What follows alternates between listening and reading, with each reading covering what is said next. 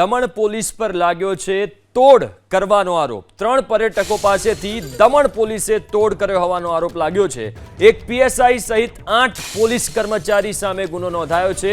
બારડોલીથી દમણ ફરવા આવેલા 3 પર્યટકોને બંધક બનાવ્યા હોવાનો આરોપ દમણ પોલીસ હેડક્વાર્ટરમાં જ ગોંધી રાખવાનો આરોપ લાગ્યો છે। ખોટા કેસમાં ફસાવાની ધમકી આપીને 25 લાખ માંગ્યા। દમણ પોલીસે પર્યટકો સાથે 10 લાખમાં ડીલ નક્કી કરી 7 લાખ રોકડા લઈને 3 લાખ બાકી રાખી પર્યટકોને મુક્ત કર્યા। ભોગ બનેલા પર્યટકોએ દમણ પોલીસમાં फरियाद नोंधावी है।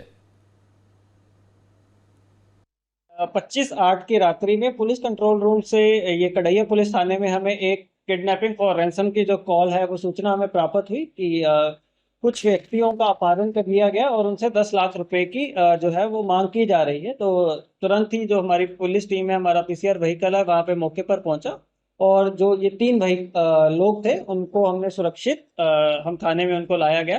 उसके बाद उनसे पूछताछ करने पे पता चला, उनसे आइडेंटिफिकेशन करवाई गई। इसमें जो उन लोगों को दिन में क्राइम ब्रांच में लेके गया था, तो क्राइम ब्रांच के कुछ ऑफिशियल्स इन्वॉल्व हैं।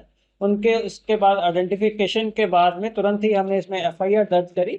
सेक्शन 140(2), 308(7), 3(5) यानी कि एक्सटॉर्शन, किडनैपिंग और कॉमन इंटेंशन के तहत ये एफआईआर दर्ज की गई और क्राइम ब्रांच के 9 ऑफिशियल्स को अरेस्ट किया गया है और आगे की कार्रवाई जारी।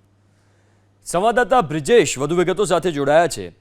ब्रिजेश, આ કેસમાં શું વિગતો પ્રાપ્ત થઈ રહી છે? આજે તોડબાજ હતા પોલીસ જે એમની ઉપર આરોપ લાગ્યો છે, કોણ હતા, પર્યટકો ક્યાંના હતા, શું વિગતો છે? જી, બારડોલીથી ઇનોવા કારમાં 3 પર્યટકો દમણ ખાતે આવ્યા હતા અને દેવકા બીચ પર તેઓ ફરી રહ્યા હતા।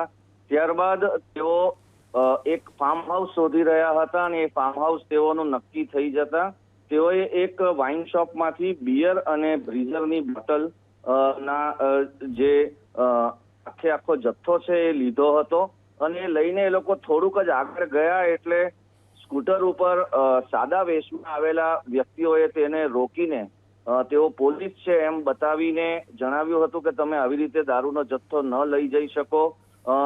જે દારૂની ખરીદી આ બારડોલીના 3 વ્યક્તિએ કરી હતી તેની તેઓ પાસે રસીદ પણ હતી, એટલે કે ઓફિશિયલી તેઓએ આ પરચેસ કરેલો દારૂ હતો અને પોતાના કન્ઝ્યુમ કરવા માટેનો લીધેલો આ દારૂ હતો। પણ છતાં પણ તેઓને પોલીસ સ્ટેશન લઈ જવામાં આવ્યા। કડાયા પોલીસ સ્ટેશન ખાતે તેઓને રાખવામાં આવ્યા। તેઓની એફઆઈઆર મુજબ તેઓને થોડો માર પણ મારવામાં આવ્યો અને પહેલા 25 લાખની ખંડણી તેઓ પાસે માંગવામાં આવ્યા। ખંડણી શબ્દ એટલા માટે છે કે તેઓએ કોઈ ગુનો નહોતો કર્યો અને તેઓને પોલીસ સ્ટેશનમાં ગોંધી રાખીને આ 25 લાખની માંગણી કરાઈ હતી। થોડો સમય વાટાઘાટો ચાલ્યા બાદ 20 લાખ પર આવ્યું, ત્યારબાદ 15 પર અને ત્યારબાદ 10માં ડીલ ફાઇનલ થઈ। બારડોલીના એ વ્યક્તિએ તેઓના સગાવાલાને ફોન કર્યો અને પૈસાની વ્યવસ્થા કરવા કહી ત્યારે 3 વ્યક્તિઓએ આ પૈસાની વ્યવસ્થા કરી અને તેઓ દમણ ખાતે આવ્યા હતા અને તેઓને જાણકારી આપી હતી કે તેઓ પૈસા લઈને આવ્યા છે। આ તમામ જે વાતો થતી હતી તે સ્પીકર ફોન પર પોલીસ એ બારડોલીના વ્યક્તિ પાસે કરાવડાવતા હતા અને જ્યારે તેઓ દમણ ખાતે પહોંચ્યા ત્યારે એક વ્યક્તિને અન્ય ગાડીમાં ખસેડવામાં આવ્યો હતો અને એક સ્વિફ્ટ કારનો પણ ઉપયોગ કરાયો હતો અને વેહિકલ પર પણ 2 વ્હીલર પર પણ બીજા પોલીસ વાળા હતા।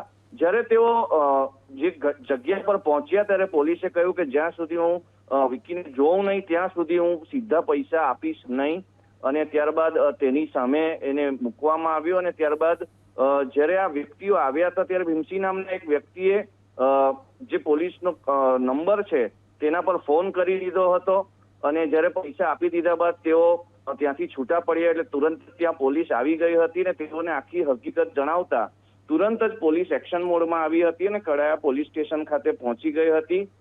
તમામને ત્યાં ભેગા કરી દેવામાં આવ્યા હતા। 8 વ્યક્તિઓને આઈડેન્ટિફાઈ કરી દેવામાં આવ્યા છે। એક વ્યક્તિ હજી આઈડેન્ટિફાઈ થયો નથી।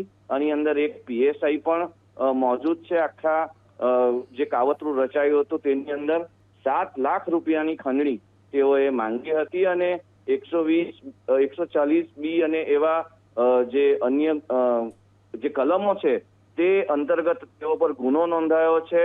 દમણ એસપીએ ખૂબ સ્ટ્રિક્ટ એક્શન લીધા છે, પોતાની જ પોલીસ પર એફઆઈઆર કરી છે જેમાં એક પીએસઆઈ મોજૂદ છે અને દમણની અંદર આ પ્રમાણે જે પણ કોઈ પર્યટકો આવે છે તેઓ સાથે આવો ઘટનાક્રમ ન બને તેનો એક એક્ઝામ્પલ પૂરું પાડ્યું છે અને તે જ કારણસર આ આખો જે ઘટનાક્રમ છે એ ટોક ઓફ ધ ટાઉન બન્યો છે અને લોકો પણ એકદમ હચમચી ગયા હતા કે આ રીતની ખંડણી પોલીસ માંગી શકે, પરંતુ સ્ટ્રિક્ટલી પોલીસે પોતાની જ પોલીસ પર એક્શન લીધા છે. જી આભાર બ્રિજેશ વિગતો આપવા માટે.